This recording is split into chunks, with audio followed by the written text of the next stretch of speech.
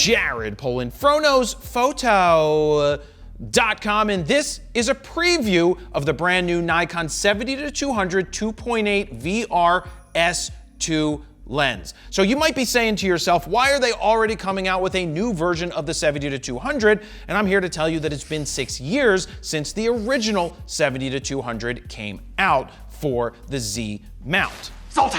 Now keep in mind, this is just a preview because we didn't have a lot of time with this pre-production lens. We got to take it outside and photograph a little kid who wasn't gonna go very far because he's only 8 months old, but still, I wanted to get some sample photos to share with you and tell you how the lens worked in the real world. For real, we only get about an hour to play with this lens before we make this preview video. That's why it's not called a review, and we will get to that later. The biggest question I know people are going to want me to answer is, if you already have a 70-200 for the Z mount, should you upgrade to this? And we will get to that at the end of this video. Let's start off with some of the differences. This lens comes in at 26% lighter than the first version. It's smaller, lighter, and faster, which makes me think they put it on some GLP-1 drugs. They were able to slim it down because they got rid of 3 elements inside of the lens and moved a few things around while they were at it. In terms of weight, it weighs 2.6 pounds or 1,180 grams, which does make it that 26% lighter, but that's taking into account if you were to remove the foot right here. We're gonna show you how that's different from the older lens in a minute, but just know that when you take that off, the lens is the lightest. When you add it on, it's going to add a little bit more weight back. Now this lens is coming in at 12 millimeters shorter than the old one, which is just under a ½ an inch. Holy Jesus, this thing is heavy. Man, the old one is heavy. That is insane. That 26%, that makes it, oh wow. That makes a huge, huge difference in weight. Now you can see that it's not much shorter, and a ½ an inch, I'm told, does make all the difference in the world, but it is lighter, it is shorter, it is faster, sharper, and better, and it better be because it's 6 years newer. Let's take a walk around the outside of the lens, and before I put away the old one that is really heavy, do we notice a difference here? Do we notice something on the front of this? You know, maybe an LCD screen, and that the new version did away with the LCD screen? Do you know who said that none of these lenses should have ever had an LCD screen? I'll give you a second to think about it. Me. That's who. I think the display button is a waste of space and a waste of technology and a waste of money. I don't really see much of a need. I said it since day one. Why, Nikon? I still don't think you need a display panel on here. Why do we need this LCD screen on this lens? What a waste of space and money. And guess what? They listened, because it's gone.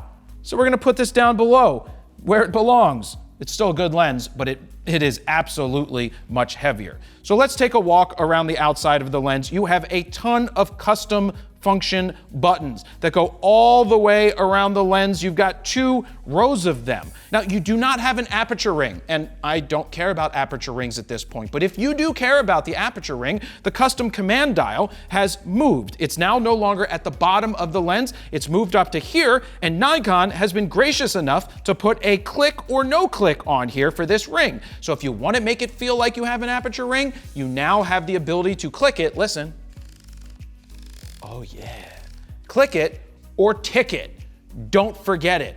Always buckle up in your car. Whatever you want to do, you can customize this ring right here. There's not a lot of switches on here. We have our autofocus to manual focus, and we have our full to limit, and what you still do not have is a VR switch. All of that is controlled inside of the camera. Now, there are times where I like to just turn off VR, or Steven likes to turn it off when he's shooting video in certain situations and just wants to click it. We can do that with the Sony, we can do that with the Canon, but you can't do it with the Nikon. Deal breaker? No. Just something to be aware of, that you have to activate it and deactivate it inside. Now, when we look at the lens hood, you will see that there is a door, a window right here. That is so you can have your circular polarizer or your variable ND that you can reach, and when you're not using it, you shut the door just like that. Now, in terms of filter thread and lens cap, it's still 77 millimeters. They also added some new coatings to the lens to help with ghosting and cut down on flaring.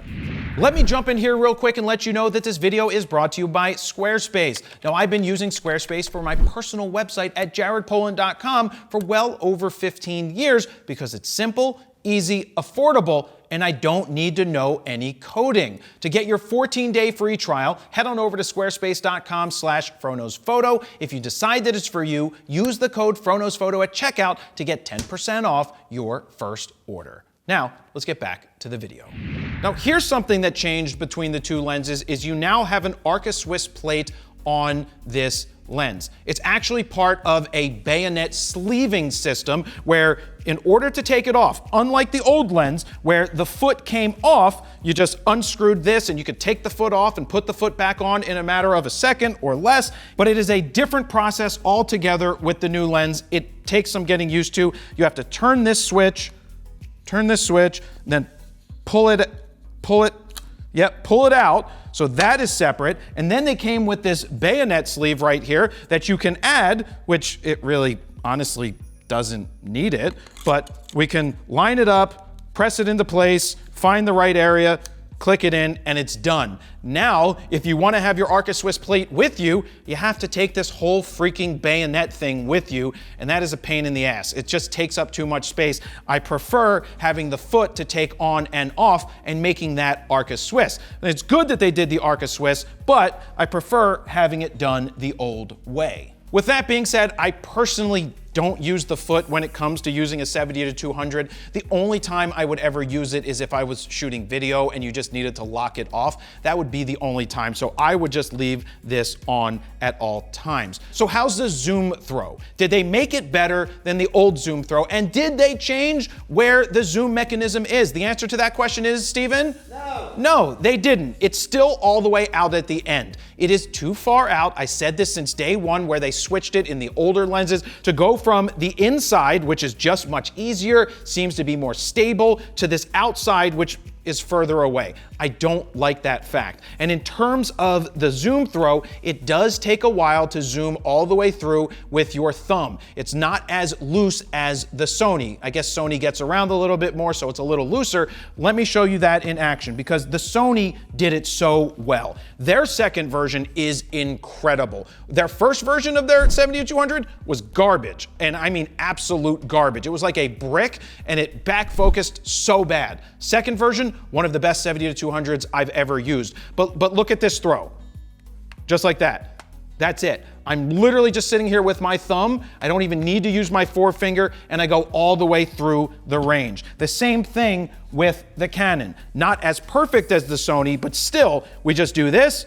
Oh, that's really good. And it's smooth and goes all the way through the range. You can see the difference between all of these right here. They are all version 2s at this point, but I do prefer the throws of the Sony and the Canon over the throw of the Nikon. Now, while we have all of these up here, they basically have the same weight and the same height, so it's nice that they match across the board for the most part. As I mentioned before, it does have VR built in. You now have 6 stops of vibration reduction built into this lens, and it is up from 9 blades. You now have 11 blades. That should help you with the background blur. And I will say, when I went outside and photographed an 8-month-old sitting in the park because he couldn't go very far, the background does look buttery, creamy, and beautiful. And just for reference, I used the Z6 III for capturing the images outside of the little kid. Now, being that this was short notice and we didn't have a lot of time with this lens, I wasn't able to shoot some really fast moving subjects,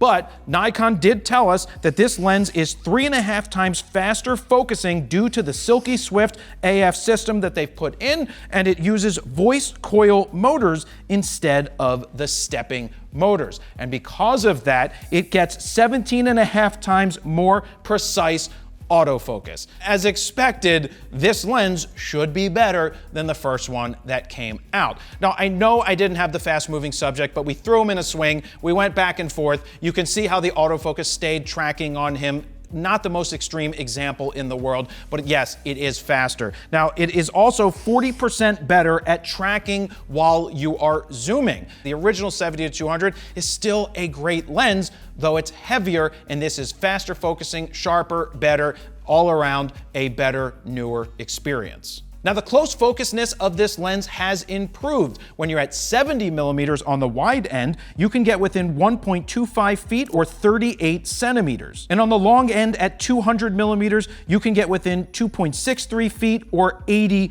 centimeters. At 200 millimeters, of course, if you get that close, you're going to be covering the entire frame with your subject. The images look good. They may not be what I would end up doing if I was doing a portrait session, but when we're testing it out, it's always nice to see. Now, in terms of the background blur at 2.8, it is looking gorgeous.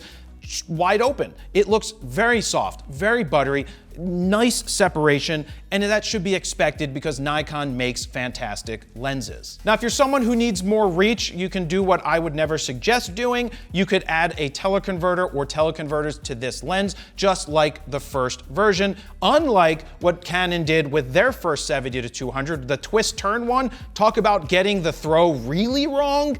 That lens was nice and compact, but took 2.5 turns to get there. So this lens is still better than that lens in terms of twisting and turning.